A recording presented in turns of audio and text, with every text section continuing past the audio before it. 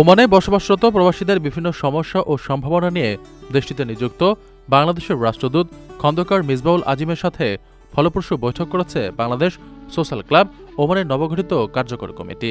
ক্লাবের চেয়ারম্যান আজিমুল হক বাবুল সিআইপির নেতৃত্বে অনুষ্ঠিত এই সৌজন্য সাক্ষাতে রাষ্ট্রদূত নতুন কমিটিকে অভিনন্দন জানানোর পাশাপাশি নিষ্ঠার সাথে দায়িত্ব পালনের আহ্বান জানান।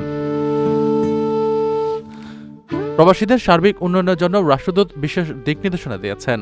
ক্লাবের স্বল্প ও দীর্ঘমেয়াদী পরিকল্পনার মাধ্যমে প্রবাসীদের কল্যাণ নিশ্চিত করার বিষয়ে বিস্তারিত আলোচনা হয়। বিশেষ করে প্রবাসী বাংলাদেশি নারীদের উন্নয়ন, নিরাপত্তা এবং সম্পৃক্ততা বৃদ্ধির উপর জোর দেন রাষ্ট্রদূত। কল্যাণমূলক কার্যক্রম গতিশীল করতে দূতাবাসের পক্ষ থেকে সব ধরনের সহযোগিতার আশ্বাস দেওয়া হয়।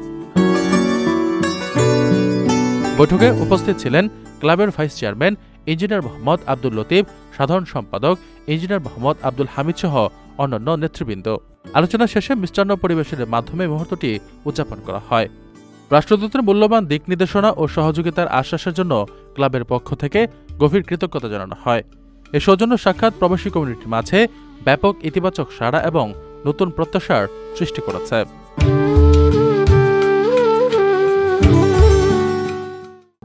প্রবাসীদের জন্য নির্মাণ হচ্ছে দেশের প্রথম স্মার্ট সিটি, যেখানে থাকছে স্কুল, মসজিদ, হাসপাতাল, সুইমিং পুল, হেলিপ্যাড, পাঠাগার, জিম, সুপারমার্কেট, শিশু পার্ক সহ সকল নাগরিক সুবিধা।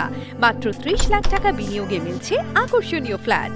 প্লাটিনাম ইনভেস্টরদের জন্য ঢাকা বিমানবন্দরে ভিআইপি প্রোটোকল সুবিধা। বিস্তারিত জানতে যোগাযোগ করুন স্ক্রিনে দেয়া হোয়াটসঅ্যাপ অথবা ইমো নাম্বারে।